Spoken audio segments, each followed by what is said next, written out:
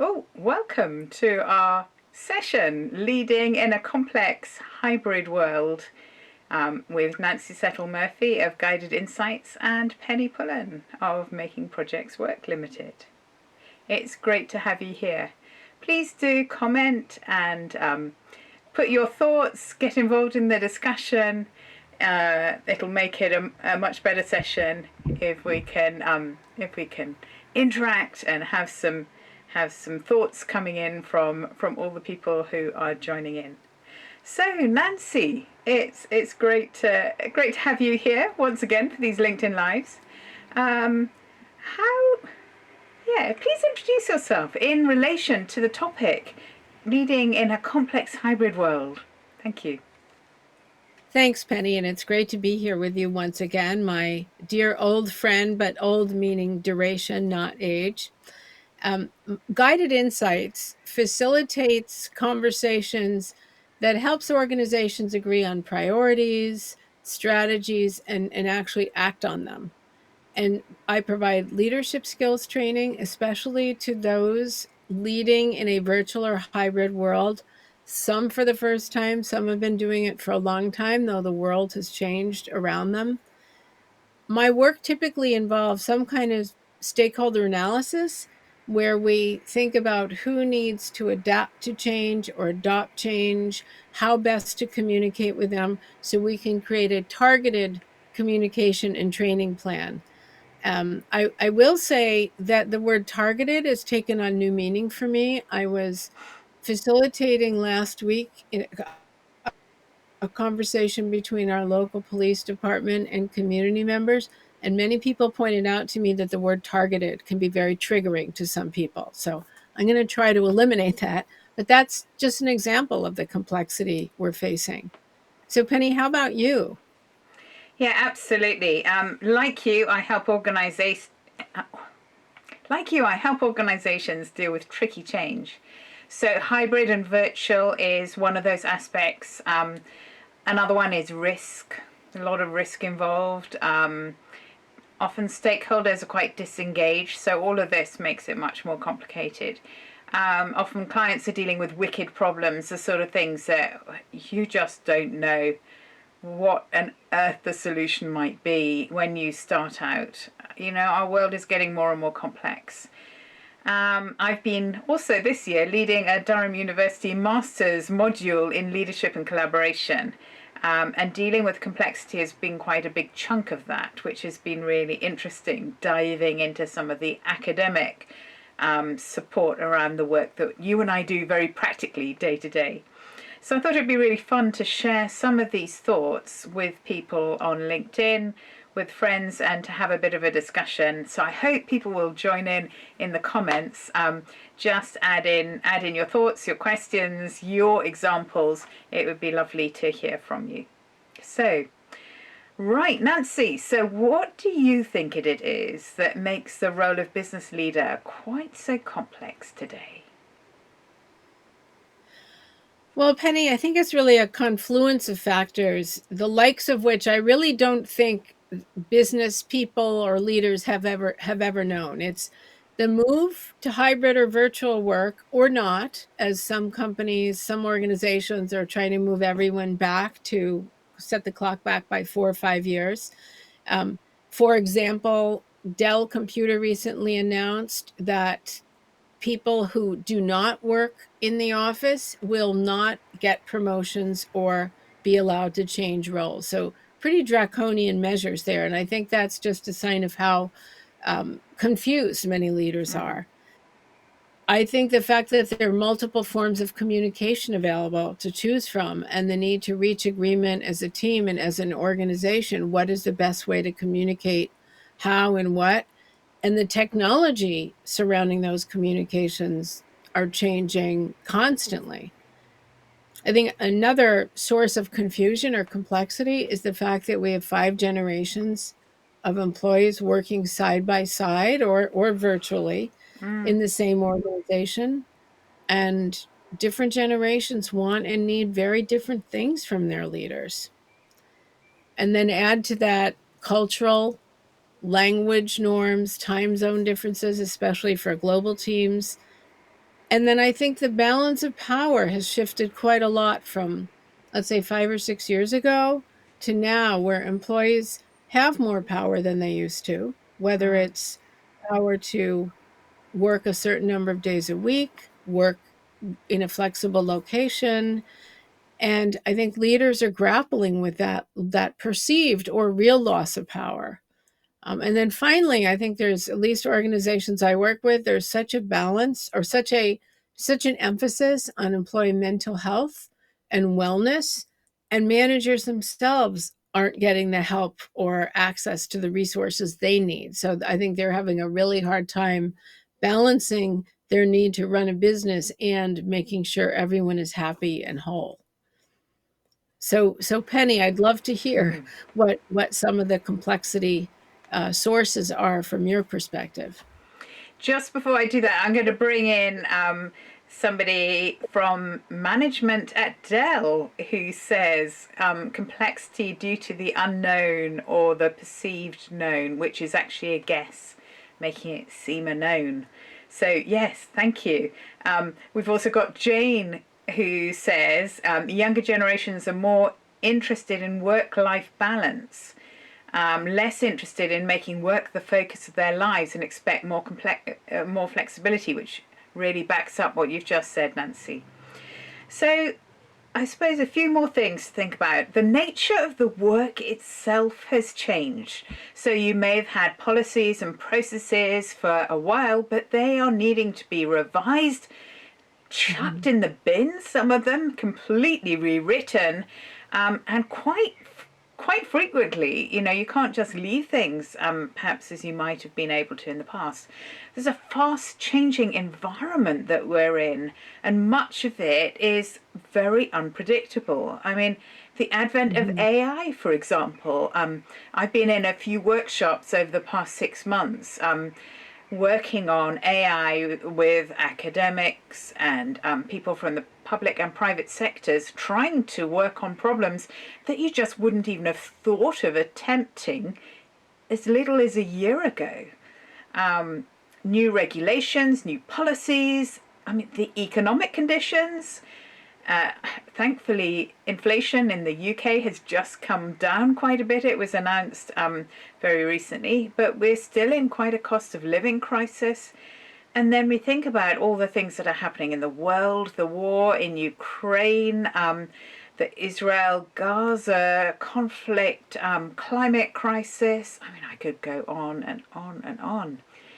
So the nature of the problems that we need to solve in businesses, coming back into businesses now, there are a lot of wicked problems around, which is a way of describing complex problems. So just to explain a little bit, there are different problems. Some are really simple, where you can use best practice to help you sort them. And then there are other problems that are complicated problems. So it could be something like as complicated as having an entire jumbo jet in components that you need to put together.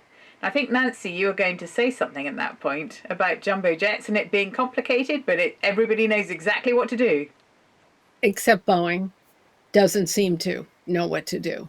And Oh dear. hopefully they're working on that. But that's complicated, but it's still predictable. And you can use good practice. Cause and effect applies. But what we're seeing more and more are complex problems. That's where you probably have no idea, if you do something, you don't know what's going to happen as a result. I like the description of this, which Eddie Obeng shares, saying it's like walking in a fog. You can see as far as your next step, but not much further. So you take that step, and then you need to stop, regroup, and work out how to take the next step. I do like the Cynefin framework. That's a Welsh term. It's spelt Cynefin. So Dave Snowden and friends have drawn that up, and you can have a look for that online, which just separates these things out, the simple problems from the complicated problems, which are still tame, as some would call them, and then those wicked problems where you have things that are really complex, where the solutions will emerge, the practice, how to deal with them will emerge. And sometimes Cynefin talks about going into chaotic, where you just have to try something new. So yeah, whew.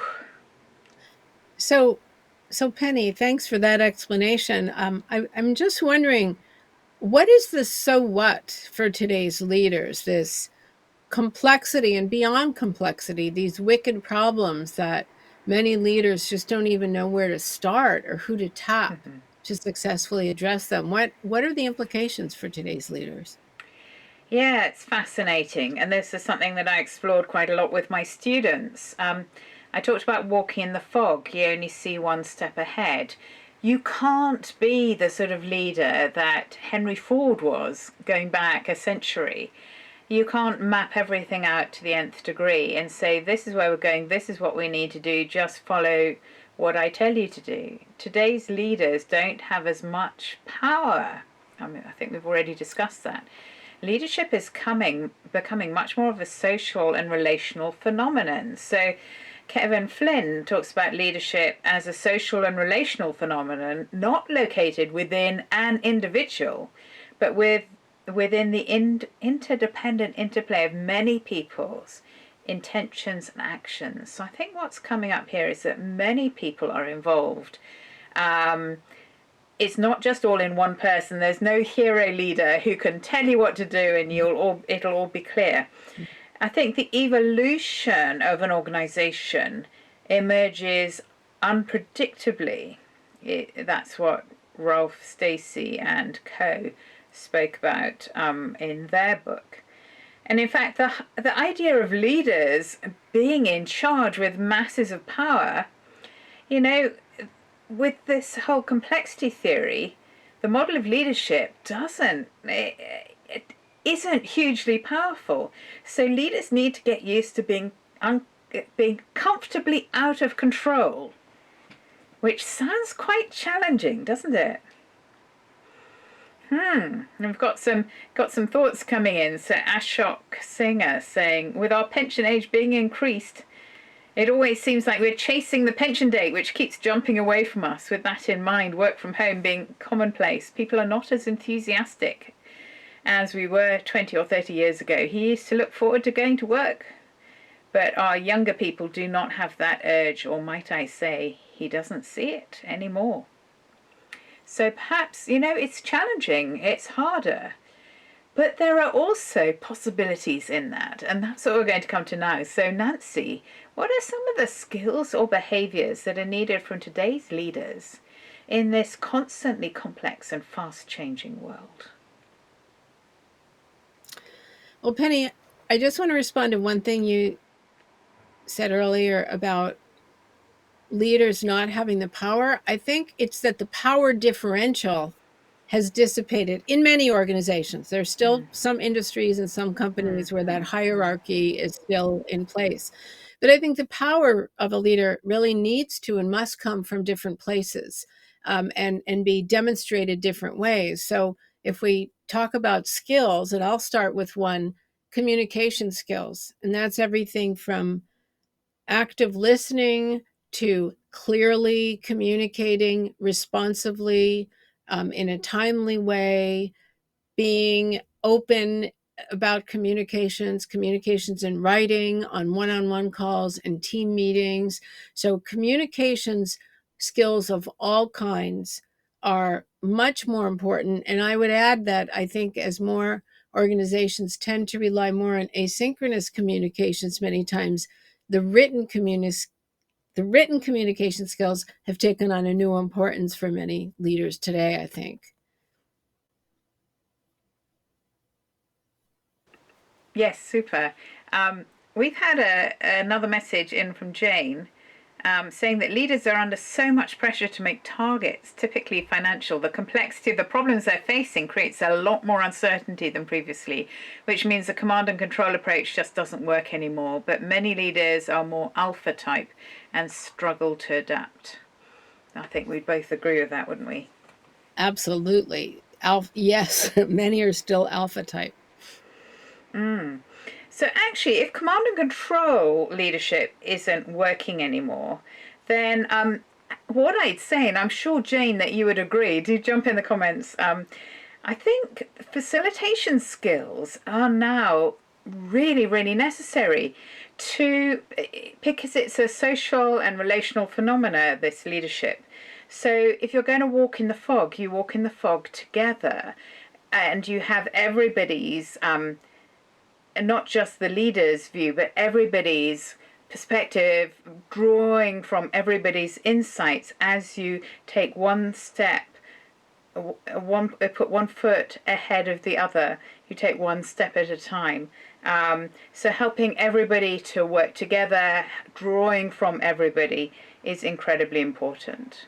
What about you, Nancy? Well, as you were speaking, Penny, I was thinking that much of what you described is really being an inclusive leader, Yep. because we do have, especially teams that are scattered in multiple locations, whether it's in the same town, some are in the office, some are not, some are 6 time zones away. Mm, But it's that including all voices so that leaders can influence, motivate, galvanize from afar. And with that from afar, leaders need to find new ways to influence rather than because I told you so mandates. So mm. that's some of what came to mind for me. Yeah, I agree. And very much it's around collaboration skills in leaders. Um, Much more distributed leadership so that people share the load and different people step up to do the best that they can and to bring the different skills that they can to the group. Jane's just come in saying she agrees that leaders have to be able to facilitate across the group and decision making has to be much more collective, and that's a big change. That's where this um, collaboration skills, collaborative decision making, it can take a lot longer, says Jane. Absolutely, it can. Yeah. Um, Over to you, Nancy.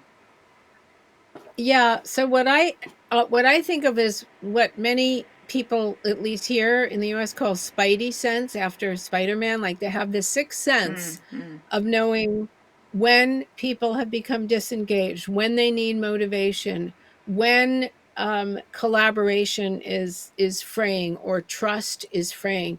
They need to be able to discern that, because in a way that's almost like an antenna they have, because there's so few opportunities for real-time conversations, either one-on-one with a team mm, leader and their employee or team member, as well as across the team. So it's this ability to detect what isn't being said, what can't be seen, mm. especially in a virtual or hybrid world, that's so important. How And interesting. then, Yeah. yeah, I'm sorry, go ahead. So I was just going to say, it's having that spidey sense, but also, I suppose, making time for connections with people to be able to, give that spidey sense a chance to develop and pick things up.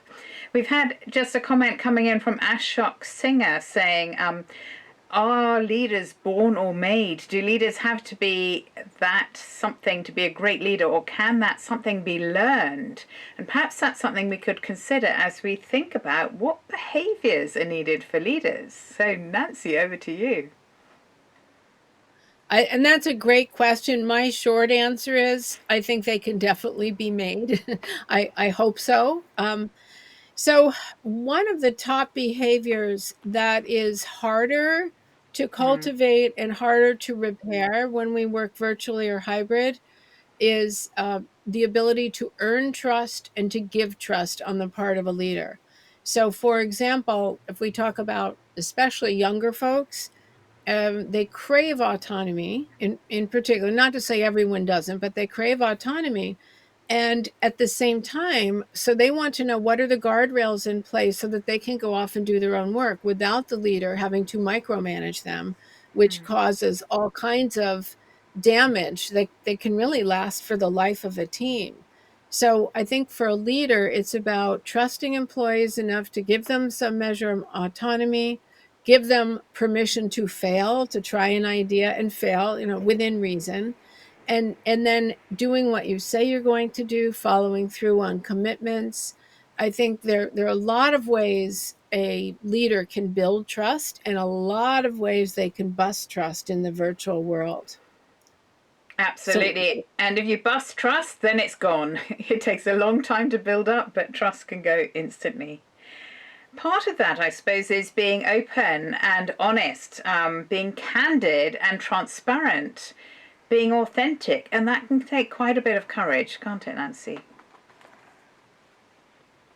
yes, I think that requires a lot of vulnerability, which Mm, goes back to trust building, which goes back to courage.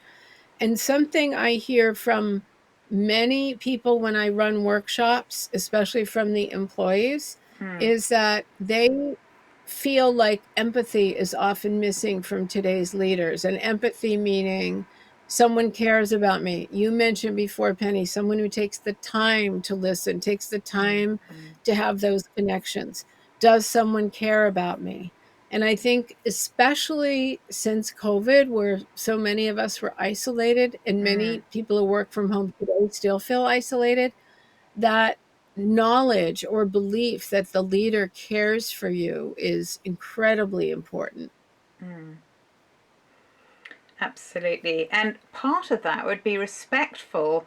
I mean, thinking about what Jane was saying about younger people now in the workforce, you need to be respectful of people and also the boundaries that they set, so that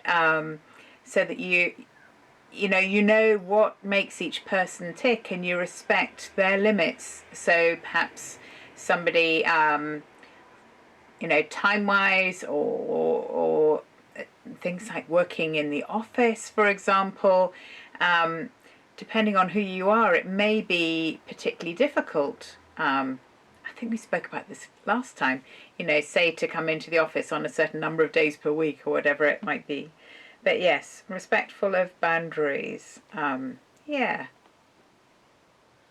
And being responsive. And when I Mm, ask people, what do you mean when you say responsive? You want your leader to be responsive?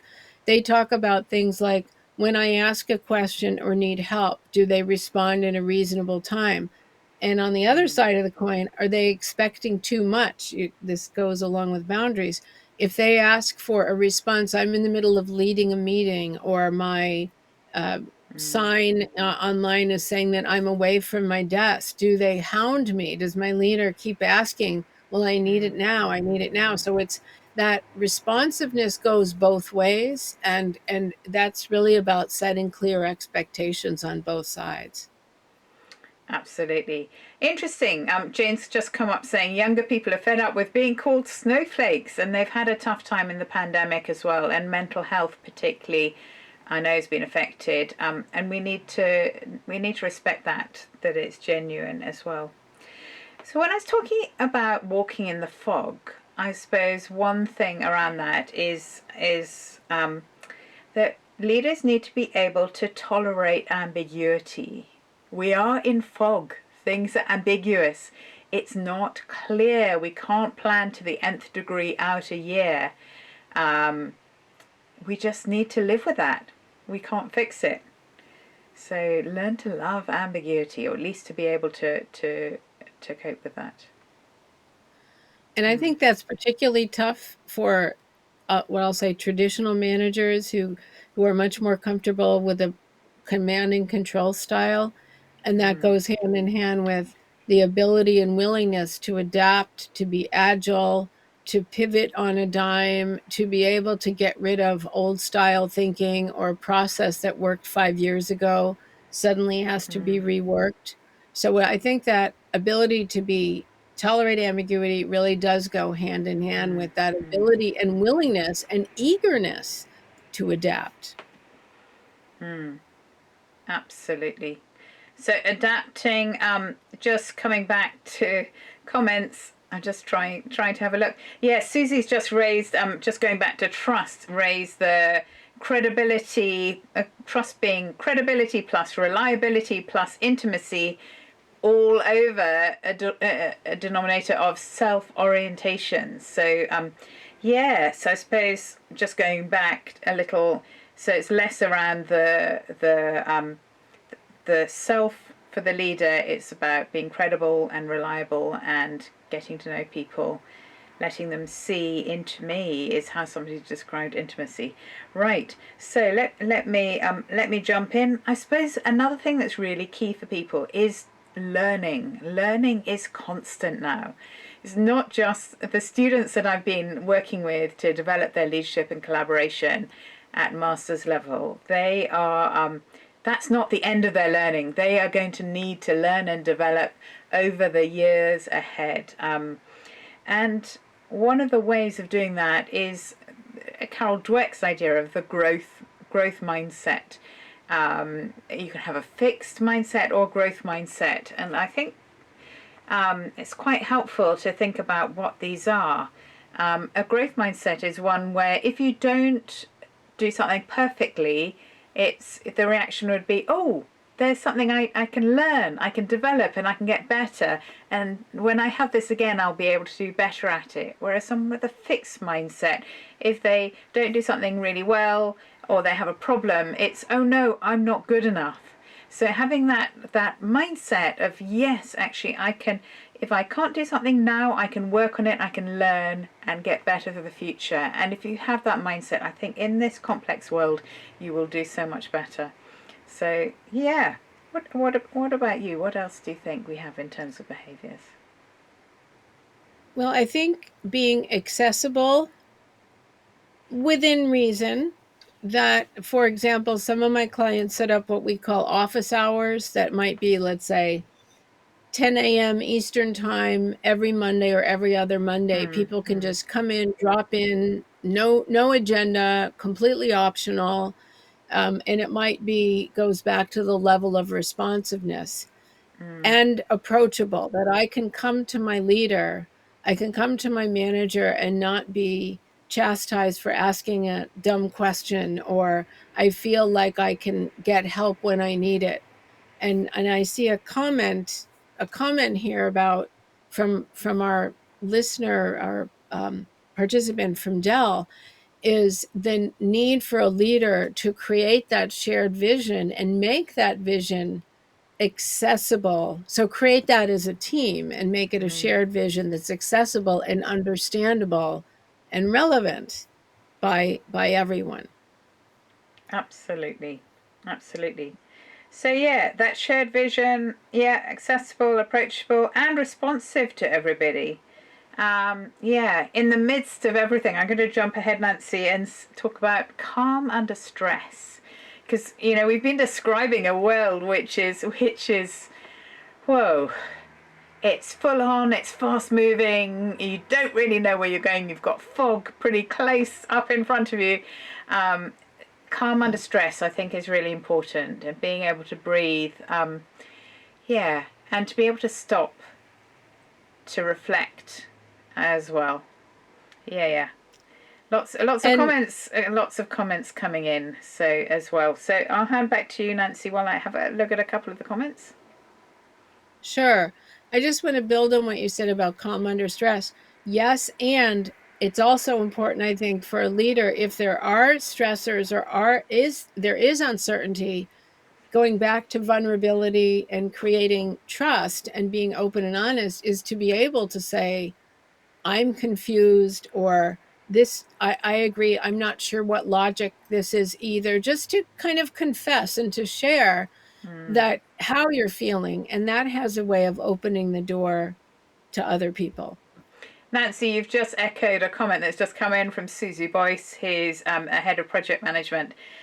Just saying leaders need to have the courage to share that they don't have all the answers, and a willingness to acknowledge in the current challenge to acknowledge the current challenge allows us to all learn together. And help is a two-way street to achieve the desired outcome and benefit for all. So yeah, so leaders don't have to be completely on their own. Hopefully, in this new facilitative world, we can have people who are in the leaders' teams helping and supporting them as well, which is great. So, Penny, you touched on before facilitation skills and how important that is for today's leaders. Can you give a few more examples or explain why that's so important? Actually, what I was going to do first of all is just bring up a couple of things, because when we were looking at this, we both went back to the writing that we'd done in this area. So we've got Nancy's book from, when was it, 2013? 2013, yes. Leading Effective Teams. And then my book from, whoops, this one, I wrote it in 2015, it came out in 2016, and then there's a new version. But the list of things that are needed, many of these we identified, quite a long time ago that this was beginning to emerge. So I thought that was really interesting. But yes, to answer your question, things have really shifted.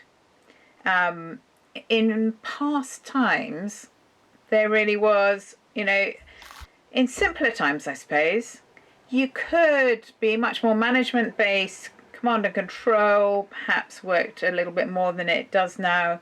You could create teams and task forces, set up guidelines and milestones and deadlines and due dates. All that could be delegated, and you just want people to implement.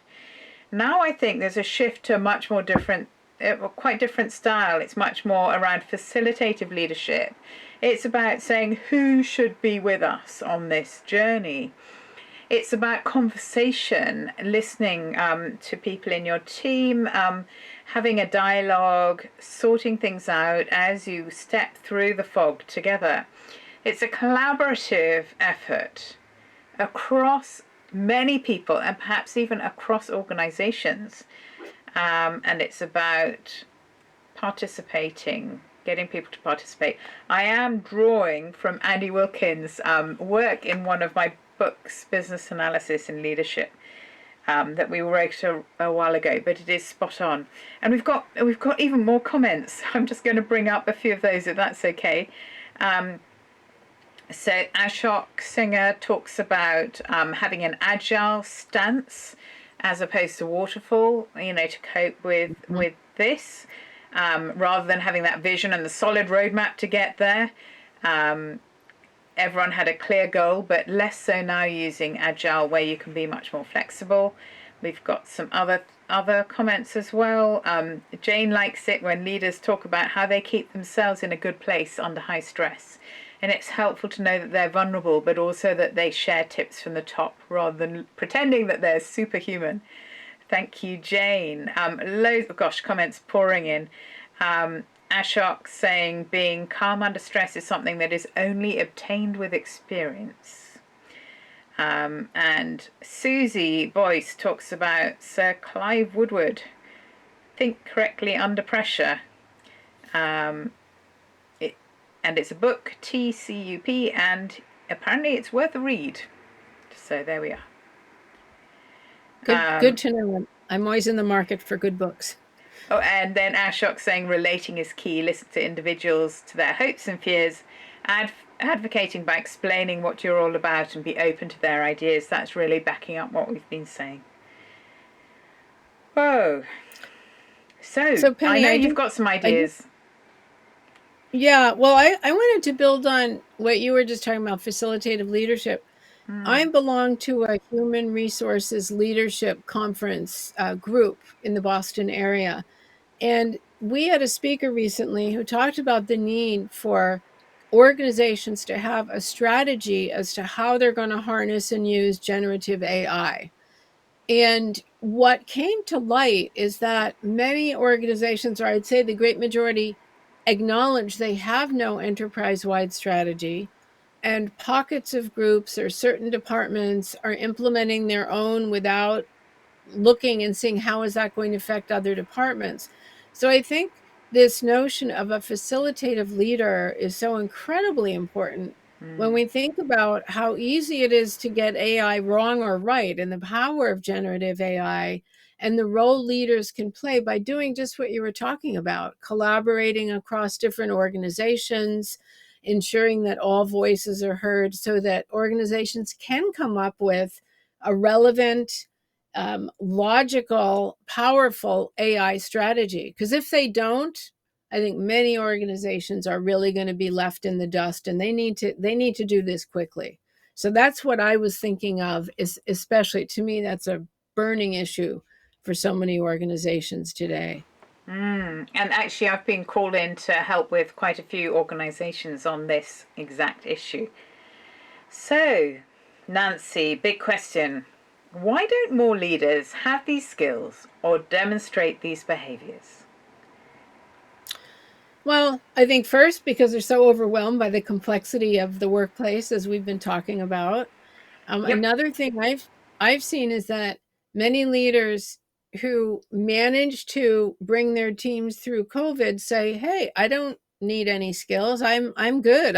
We survived under COVID, so I think I'm doing fine." So I think there's a certain level of hubris that many managers feel that their skills from before COVID are completely transportable to today, which I think is not a good assumption.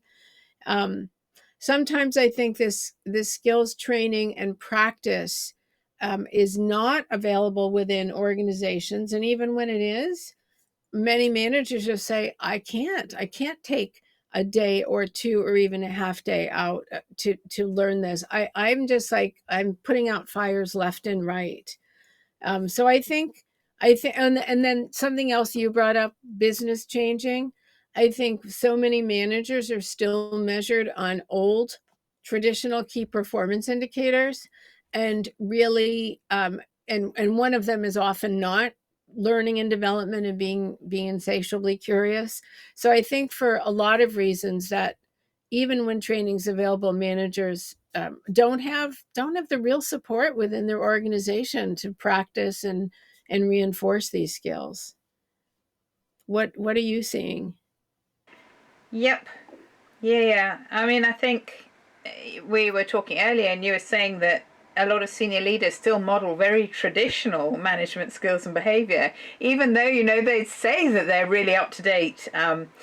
I see much more command and control, and I wonder if people who are involved watching, add in the comments, are you seeing this too? There's so much of it around.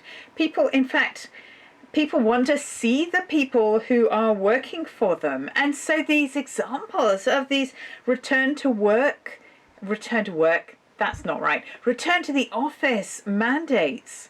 I mean, there are places where I'm seeing leaders saying, come back 5 days a week. And why? It's not around productivity. People are often more productive if they have, maybe not, some people completely remote, other people, 2 or 3 days when they can have quiet thinking time away from the office. So I heard yesterday of a friend who has worked remotely for 20 years, and and that was well before COVID, obviously, and her organization is saying everyone must come back to the office for at least 3 days a week. It seems to be about control, command and control. It's not about all these things that we've been talking about. So yeah, we've got a comment from Ashok.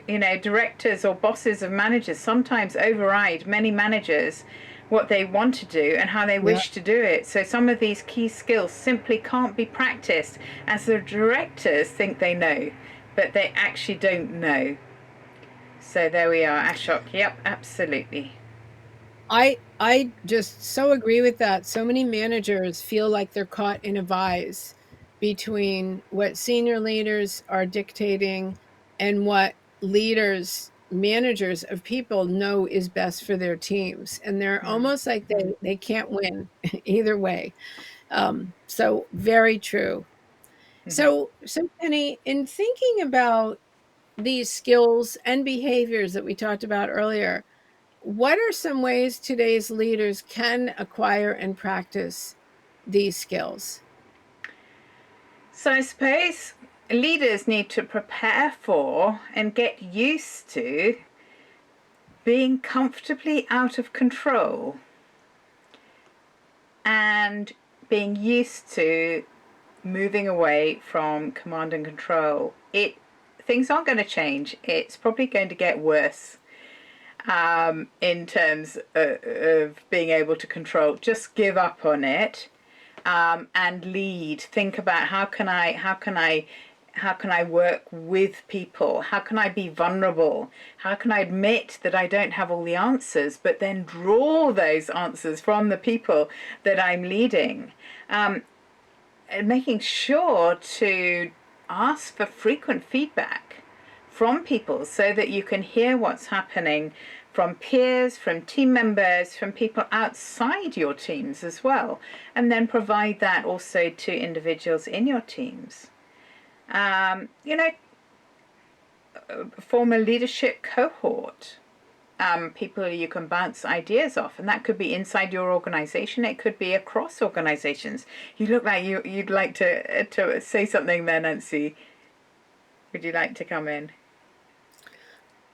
Well, I just wanted to say that when I did some research last year. I think I interviewed over 40 people regarding essential skills for hybrid leaders and some of the most successful ways to deliver it, and the most realistic ways is delivering it in small bites. So maybe an hour or two at a time. You mentioned a cohort, then forming a cohort that meets over time and exchanges lessons learned, examples, helps each other out, and that can be synchronous or asynchronous. But I think it's the small bites, and it's the ability to have some time to reflect and apply what they've learned, then discuss, and then learn more again, versus the maybe more traditional style of 1 or 2 days in a classroom, or 3 2-hour online modules. So I think it's that cohort that is Mm. incredibly important today. Yeah, and that ongoing learning and a place where you can take these challenges. I'm seeing lots of comments coming in. So Ashok is saying, being able to say, I don't know, and let's work it out together. Absolutely. Um, yeah, Ashok's talking about shielding your team as well, and that small things mean a lot. So thanking people for a job well done goes a long way as a leader, to team members. Yeah, building alliances. Yeah, and just making sure that you've got support from others who know what it's like, I suppose. Yeah, I think that's key. Is Mm. So and what? another thing, I So, just want to say one thing is that it's easier said than done for leaders to make the time to acquire and practice some of these skills. So I think they need to have the conversations with their leaders about what they can take off their plate, or how to rescope their work that will give them not a luxury, but give them the opportunity to grow and become a better leader. Because going back to how overwhelmed they are with all the fires they're having to put out, something has to give if they're going to take time to learn and form yeah, cohorts and share lessons yeah. learned, etc. And while you're in the middle of firefighting, it can seem impossible. But once you get to take time out, often you can see how to sort the root cause of some of those things that you're having to firefight as well. Ooh, lots of things. I suppose, yeah, Ashok's saying support and coaching, but set priorities for what you want to focus on and learn about or be coached in. Mhm. Um, Insatiable curiosity. I love that. Be curious. What's there? What are the impending changes coming? Can you see trends? And one of the things I've been doing as part of this teaching at master's level is diving deep into future science, future studies, and looking at things like trends, horizon scans, and so on. And I think really those things really are important for all people who are leading in this complex world. So have plans that you can adapt, plan to learn, plan to change, plan to lead change. As people are saying, ask for help as well. And that could be training, that could be support, that could be information, help with your mental fitness.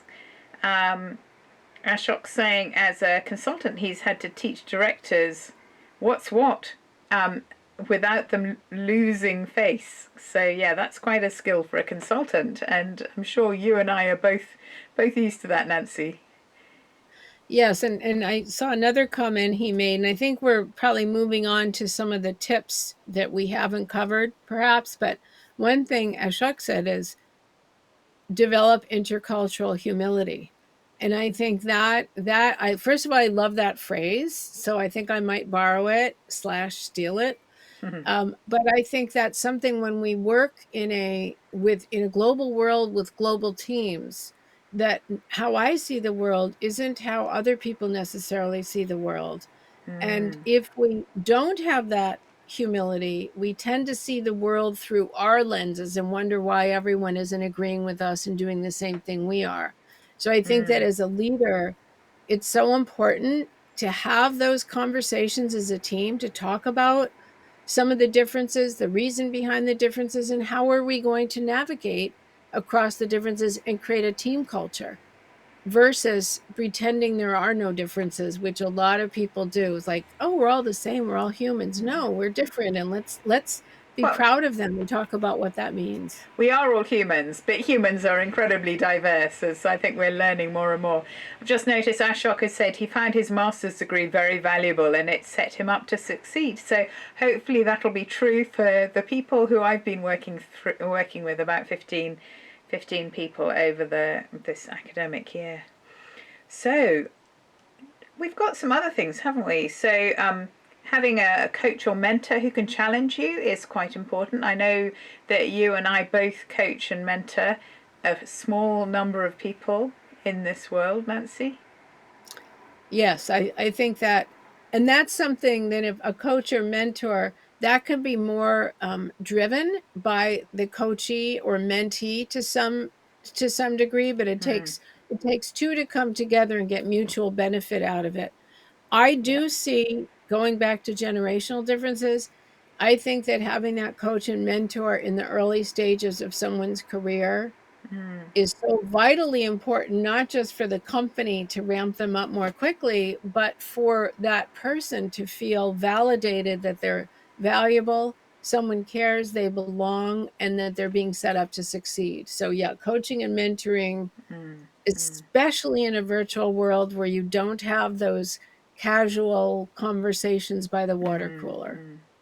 Yeah, some of my mentoring is actually done in groups and with people who are much later in their careers who want to, they've done well, but they really want to go from, I was about to say good to great, but they want to be the best they can be. And that's been really useful. And I find people are learning from each other as much as they're learning from me. So again, it's as a coach or the mentor, actually putting these principles we've been talking about in this session into effect.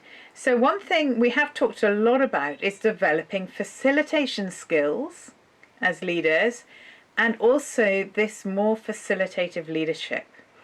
And it's something that I think we both agree can be taught. What do you reckon, Nancy?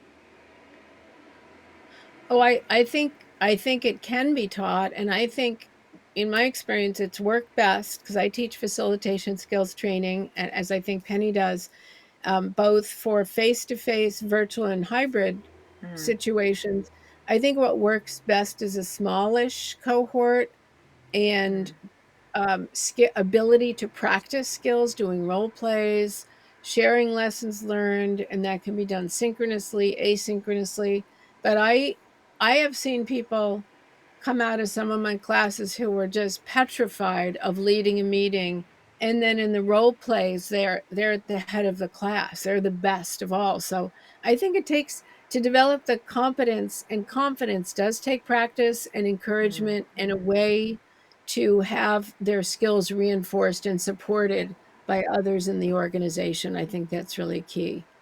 And you said something that's really important with these skills is to practice, and I think I'm sure you do as well, to let people practice in a safe space where they can make mistakes and learn is incredibly useful. And so a big chunk of the courses that I do actually are around practice. Super. So I suppose one thing we can do as we come closer to the end is just there's a quote that I quite like from Stacey and Moll's book, which is around the challenge of complexity. They say all anyone can do, no matter how powerful, is to engage intentionally and as skillfully as possible in local interaction, dealing with the consequences in an ongoing manner as they emerge.